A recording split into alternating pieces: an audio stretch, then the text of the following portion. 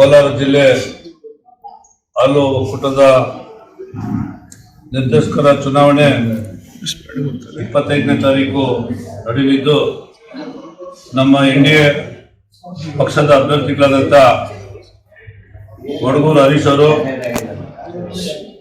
ಚಲುವನಹಳ್ಳಿ ನಾಗರಾಜಪ್ಪ ಅವರು, ಜನಘಟ್ಟ ಕೃಷ್ಣಪ್ಪನವರು ಮತ್ತೆ ಮಹಿಳಾ ಮೀಸಲು ಕ್ಷೇತ್ರದಿಂದ ಉತ್ತರ ಕ್ಷೇತ್ರದಿಂದ ಲಕ್ಷ್ಮೀಪ್ರಿಯ ಅಭ್ಯರ್ಥಿಗಳು ಕಣದಲ್ಲಿದ್ದಾರೆ.